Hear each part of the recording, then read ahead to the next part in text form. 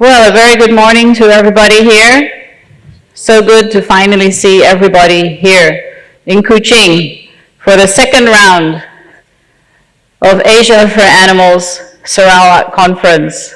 Welcome. And as Tim said, it's a common greeting. Woo-ha! So on behalf of the Sarawak Society for the Prevention of Cruelty to Animals, I would like to welcome you to our beautiful land of the Hornbills, and to welcome a lot of you back here again after AfA 2015. Our first conference, this is our first conference in person since Dalian in 2019. Welcome to the largest gathering of animal welfare advocates, representing a diverse range of organizations, expertise, and backgrounds. This Asia for Animals conference is a testament of our collective commitment to improving the lives of animals, not just in Asia, but across the globe. This conference theme, education and engagement bring change, rings very close to the work that we do here in Sarawak SPCA. And we see it as an extension of our theme in 2015, which was Partnerships Breed Success.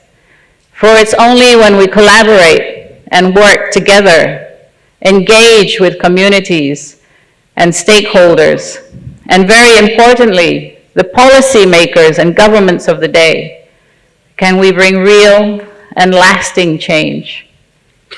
Over the next few days, we will hear of the work and the successes of our colleagues, and this should inspire innovative solutions to the pressing issues that we continue to face in dealing with animal welfare.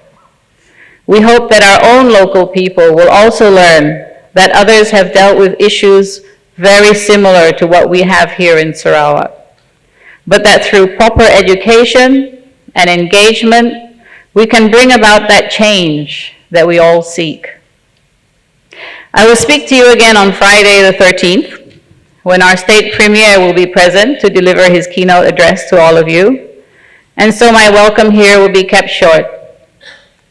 But before I leave,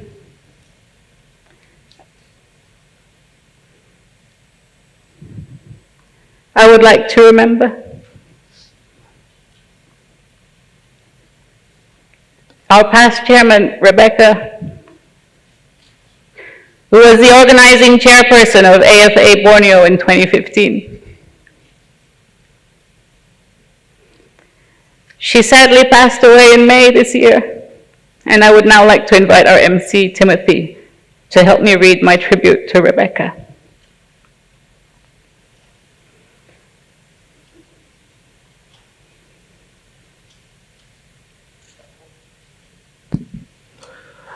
A quote by Mother Teresa reads, "Some people come in your life as blessings. Some come in your life as lessons." Rebecca was both of these to me, and so much more. My mentor, my ally, my friend. And one of the first lessons she taught me was, always use a good quote. I first met Rebecca face-to-face in 2008, though I had seen her name on the many Malaysian Nature Society's notices. We rallied together with Melissa Murphy when we learned the Sarawak SPCA was in dire straits and needed rescuing itself. Dr. Seung Kwo Yim was elected president, while Rebecca came in as chairman and stayed in that post until 2022. I was a fledgling compassionate committee member then, with no idea about policy development, but had some skills in fundraising and rallying people. And I just loved animals and didn't want to see them suffer. She led me into the world of animal welfare and stakeholder engagement.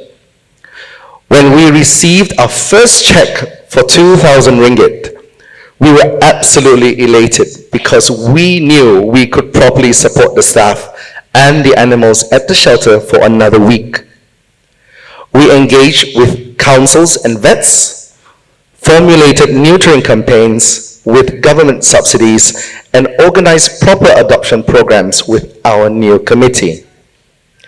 In 2013, SSPCA embarked on the first survey of free roaming dogs within Kuching city to get estimated numbers in order to better plan our spay-neuter campaigns. Rebecca had vast knowledge and experience from the various posts she had held before I met her. An ecologist by training, Rebecca was known as a dedicated wetlands conservationist and began her career working with the University Malaya and then as program officer with Wetland International Asia Pacific. Her work in wetland research and numerous conservation projects led to the declaration of Tasik Bera as Malaysia's first Ramsar site. Recognizing the high species diversity, this tropical lake or swamp forest ecosystem. She was then invited to serve in the Ramsar Convention Secretariat in Geneva as Regional Coordinator for Asia and the Pacific region from 1997 to 2000. And during that time, aided in the accession process of 8 contracting parties to the convention. After that, she and her husband Tony were drawn to return home to Kuching, Sarawak, where they established a natural resources management consultancy, providing expert practical advice and assistance in the field of natural resource management and conservation in the Asia-Pacific region. In between, she also found time to lecture at University Malaysia, Sarawak. Her work took her from Vanuatu, where she relished in sending us photos of her beer on the beach with her feet up, to the great Yangtze River in China, where she worked passionately on conservation of its unique finless porpoise, and the China Wetland Protection Action Plan, to the wetland regions of Iraq, where she had to be chaperoned as she was the only woman on the international fieldwork team. When the dreaded rabies took the lives of 2 young children in Paon Rimo in Syria, Rebecca and I sprung into action to bring SSPCA into the fold with the Sarawak government's battle against this disease.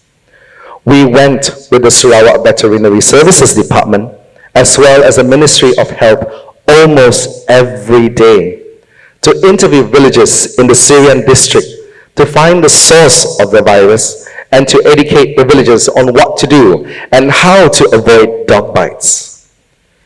She was by my side as we answered questions from food and agriculture organizations of the United Nations and the Centers for Disease Control and Prevention in a conference call as they wanted to ascertain the situation in Sarawak. We were invited to sit in during the Sarawak Disaster Management Committee meetings as strategies were formulated and were included in meetings and workshops with the National Disaster Management Committee. The state government immediately started anti-rabies vaccinations for pets and community dogs as suggested. During this incredibly challenging time, we leaned on each other, united in our quest to find the balance between combating the disease and saving the lives of both humans and animals. Our commitment to helping our homeland battle rabies was unwavering and encompassed several important aspects. Educating communities about the importance of vaccination, promoting responsible pet ownership, and teaching school children about dog bite prevention. At the same time, we preach empathy to the enforcers and also the public, emphasizing the essential nature of the work that needed to be done. Rebecca's unwavering dedication to her cause compelled others to join her, whether they were seasoned professionals or eager volunteers. She blazoned a path across our hearts, leaving behind a trail of inspiration and admiration that will forever guide us forward. She will be so missed, but she will always be remembered. Rest in peace, Rebecca. As I quote Dr. Seuss, don't cry because it's over. Smile because it happened. Much love, your friend, Donna.